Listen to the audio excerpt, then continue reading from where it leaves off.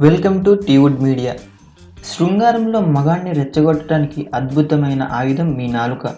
దాన్ని శృంగారంలో ఎలా వాడాలో తెలిస్తే చాలు మగాణ్ణి సులభంగా బుట్టలో వేసుకోవచ్చు. పురుషుల్లో కామోద్రేగాన్ని రెచ్చగొట్టడానికి నాలుక వివిధ రకాలుగా వాడవచ్చు. మీ నాలుక ద్వారా మగాణ్ణి మీ వైపు తిప్పుకోవచ్చు.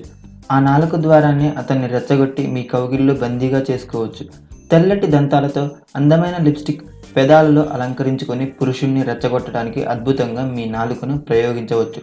దానికోసమని మీరు ఇలా చేయాలి. మొదట మీ భర్తతో మాట్లాడుతున్నప్పుడు అతని కళ్ళల్లోకి చూస్తూ మీ నాలుకను ఉపయోగించండి. మీ నాలుకను పెదాలపై రుద్దుతూ మర్దన చేయండి. అది ఆహ్వానంగా భావించి పురుషుడు కామోద్రేకంతో రెచ్చిపోతాడు. మీ వెంట స్వర్గానికి రమ్మన్నా వచ్చేస్తాడు. ఆ తర్వాత మీ నాలుకతో అతన్ని ముద్దు పెట్టుకోండి. మీ నాలుకను అతని నోట్లో ఉంచి అతని నాలుకను స్పృశించండి.